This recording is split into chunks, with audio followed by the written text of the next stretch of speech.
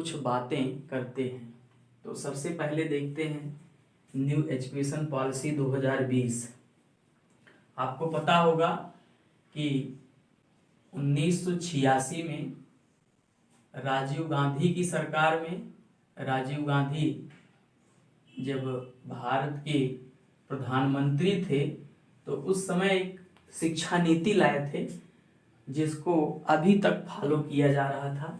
1986 में यही शिक्षा नीति अभी चली आ रही है। लेकिन 34 वर्ष बाद 2020 में नरेंद्र मोदी की सरकार ने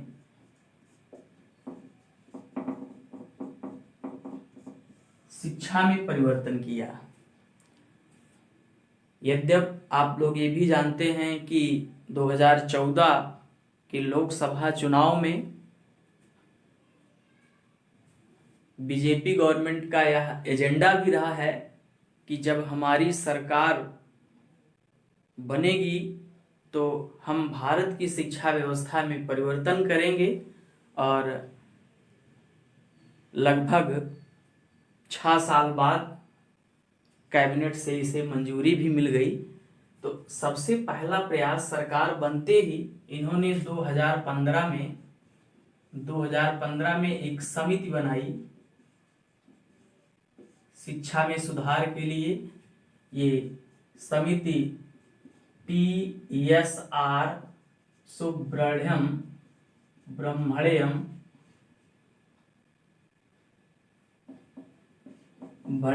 की अध्यक्षता में बनाई गई है, और इन्होंने अपनी रिपोर्ट सौंपी 2016 में, लेकिन इनको जो है एक्सेप्ट नहीं किया गया।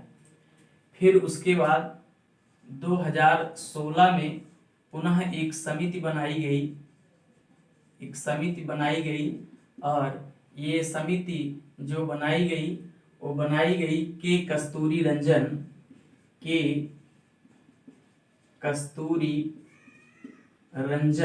कहीं कहीं रंगन भी आपको देखने को मिलेगा, के कस्तूरी रंजन की अध्यक्षता में समिति बनाई गई। के कस्तूरी रंजन की अध्यक्षता में समिति बनाई गई 2016 में, और इन्होंने 31 मई 2019 को अपनी रिपोर्ट भारत सरकार को सौंप दी। रिपोर्ट 31 मई 2019 को इन्होंने रिपोर्ट भारत सरकार को दी। भारत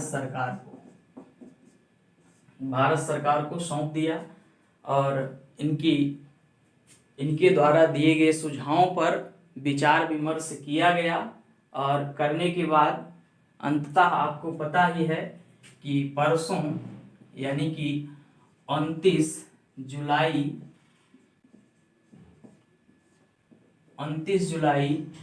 2020 को कैबिनेट से मंजूरी भी मिल गई। कैबिनेट से मंजूरी मिल गई इनको। 29 जुलाई 2020 को कैबिनेट से मंजूरी मिल गई। ध्यान रखिएगा, अभी यह एक्ट कानून नहीं बना है, अभी केवल इसे कैबिनेट से मंजूरी मिली है, संसद से अनुमति नहीं मिली है, केवल कैबिनेट से मंजूरी मिली है। तो जब तक संसद से अनुमति नहीं मिलती है तब तक वह एक्ट नहीं बनता। तो अभी यह एक्ट नहीं बना है, केवल इसे कैबिनेट से मंजूरी मिली है। चूंकि बीजेपी गवर्नमेंट जो है बहुमत में है तो इसको अनुमति भी मिल जाएगी। तो इस तरह से 29 जुलाई 2020 को यह माना जा सकता है अभी कि हमारी शिक्षा व्यवस्था में परिवर्तन हो चुका है। तो देखते हैं कि ये नई शिक्षा नीति 2020 में क्या चीजें समाहित की गई हैं, कौन से ऐसे रूल्स रेगुलेशन, कौन से ऐसे नियम बनाए गए हैं जो कि ये महत्वपूर्ण है। इसी पर कुछ चर्चा करते हैं।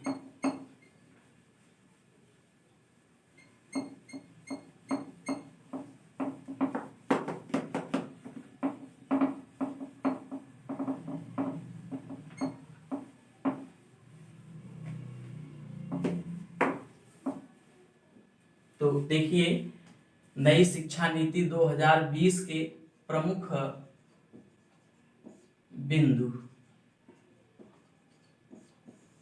फैक्ट क्या है? फैक्ट, सबसे पहला फैक्ट ये है कि मानव संसाधन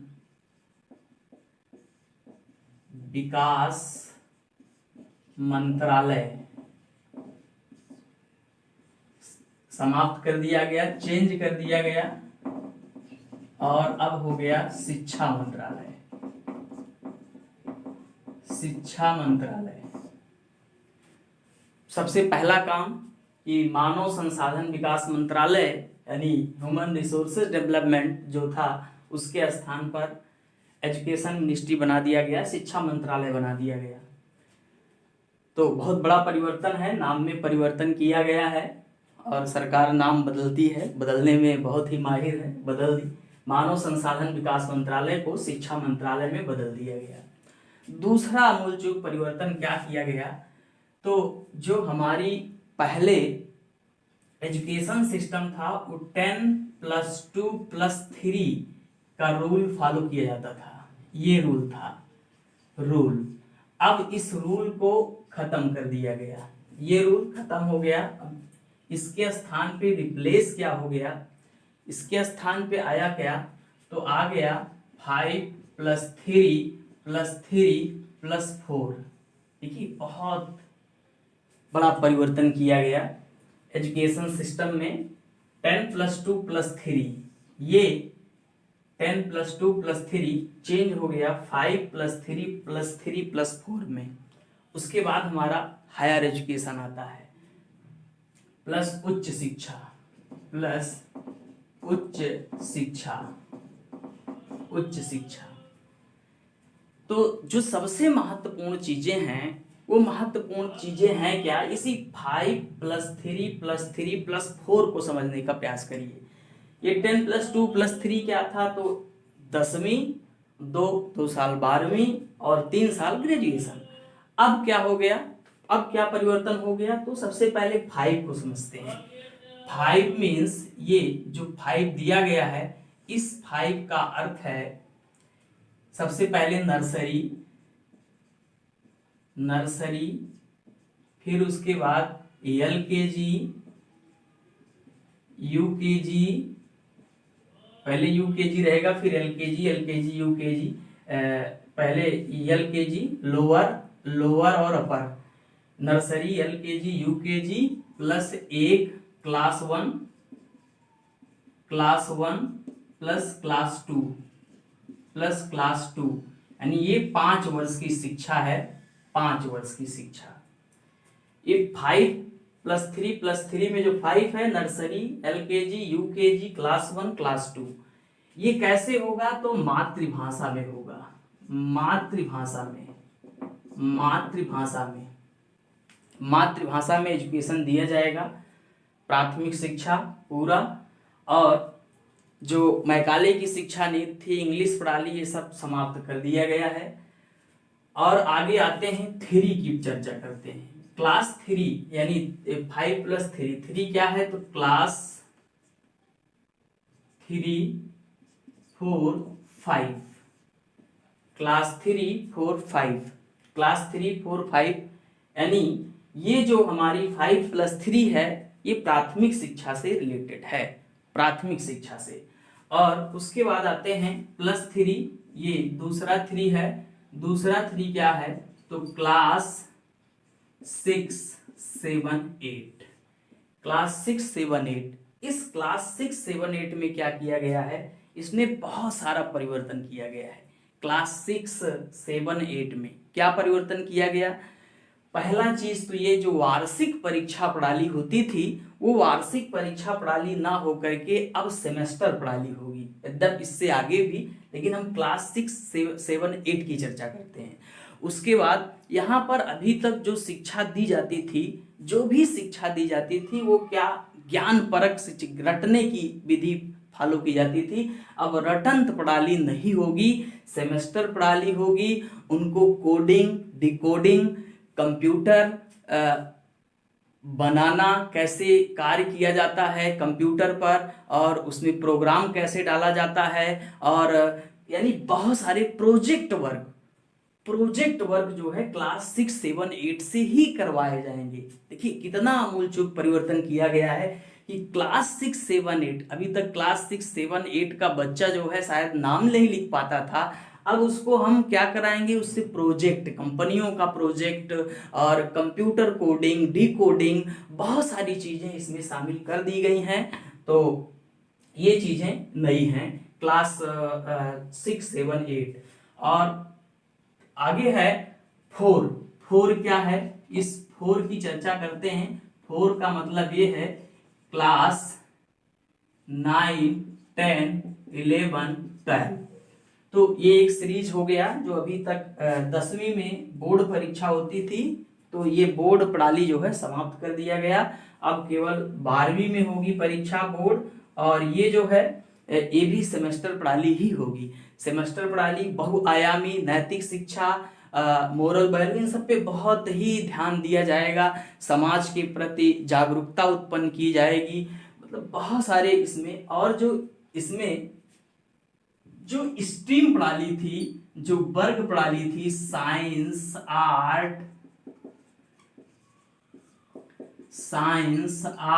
और कॉमर्स, ये सब जो है समाप्त कर दिया गया। यानी ये स्ट्रीम प्रणाली नहीं होगी, कोई भी स्ट्रीम प्रणाली अब नहीं होगी। सबको चाहे जो विषय चाहे पढ़ना पढ़ सकता है, सभी विषय कैसे उसको मॉडिफाई करके, कैसे साइंस को, कॉमर्स को, आर्ट के सब्जेक्ट को, हिस्ट्री को कैसे उसमें इंक्लूड करके बच्चों को पढ़ाया जाएगा, ये देखना है कि जब स्ट्रीम सिस्टम खत्म हो गया तो आगे चल के बच्चा कैसे क्या करेगा, ये चीजें महत्वपूर्ण हैं। और ये दो चीजें हमने महत्वपूर्ण देखा कि मानव संसाधन विकास मंत्रालय का नाम बदल के शिक्षा मंत्रालय कर दिया गया।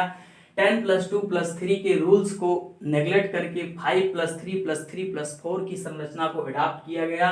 और 5+3+3+4 में है क्या, 5 माने nursery, LKG, UKG, class 1, class 2, और क्लास 3, 4, 5, 3 में क्लास 6, 7, 8, 4 में 9, 10, 11, 12।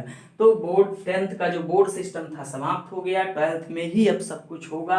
और उसके बाद जो है ये साइंस, आर्ट, कॉमर्स, जो स्ट्रीम्स जो है सिस्टम था, ये स्ट्रीम सिस्टम को समाप्त कर दिया गया। आगे हम आते हैं, आगे देखते हैं अगली व्यवस्था क्या है, अगला रूल्स क्या परिवर्तन किया गया है।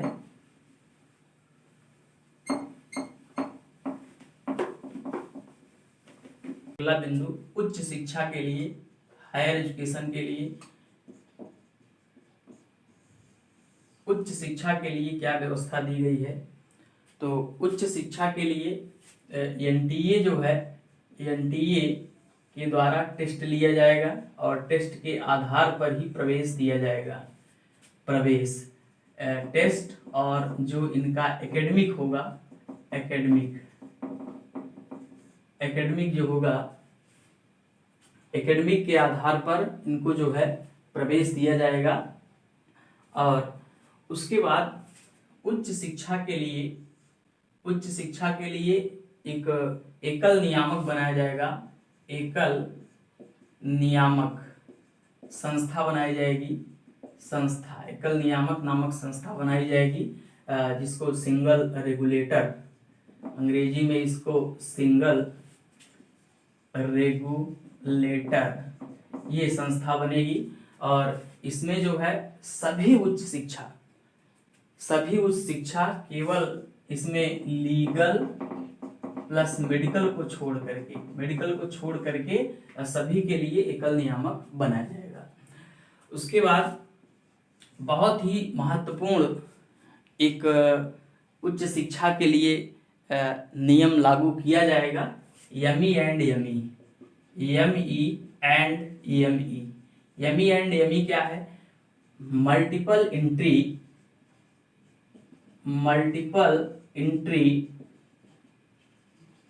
एंड मल्टीपल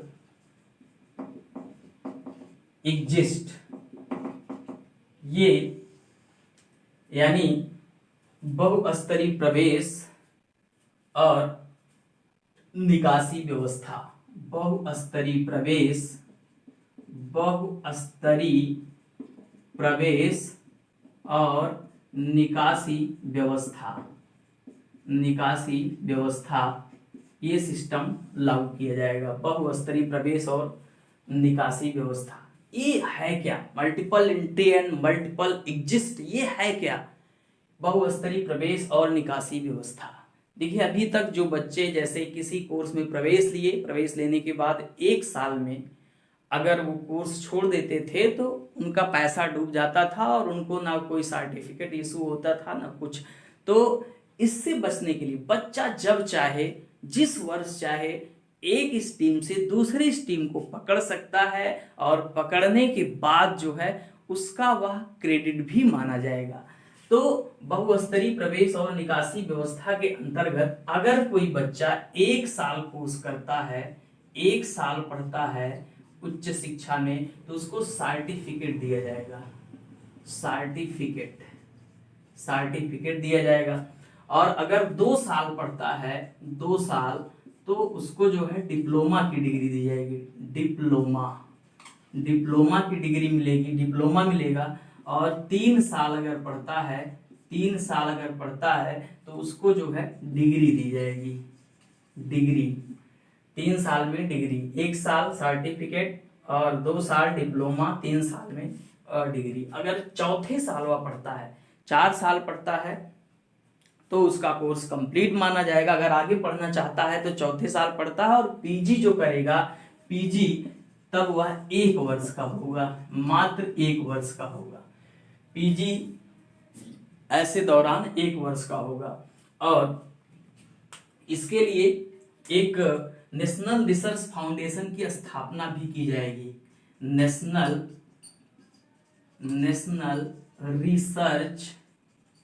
रिसर्च फाउंडेशन की स्थापना की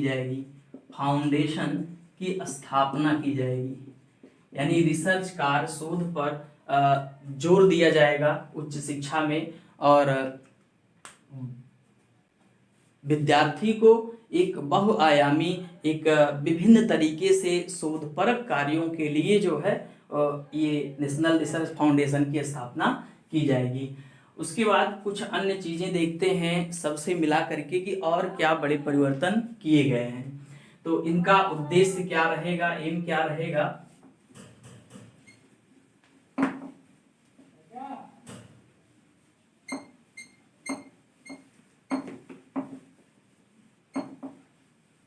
तो देखिए इनका उद्देश्य जो है, सबसे पहला उद्देश्य ये है कि जो है एक राष्ट्र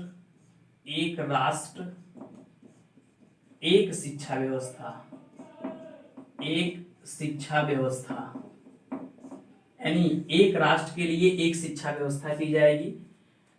पूरे भारत में समान तरह के एक ही प्रकार का कोर्स चलेगा। अलग अलग जो बोर्ड की स्थापना अभी तक हुई थी वो व्यवस्था खत्म कर दिया जाएगा। उसके बाद जो रटंत प्रणाली थी, रटंत प्रणाली, इसे समाप्त कर दिया जाएगा। रटंत प्रणाली समाप्त करके इस पे ज्ञान पर बल दिया जाएगा। उसके बाद महत्वपूर्ण चीजें समझ, सोच और रचनात्मक कार्य, नैतिकता पर बल दिया जाएगा।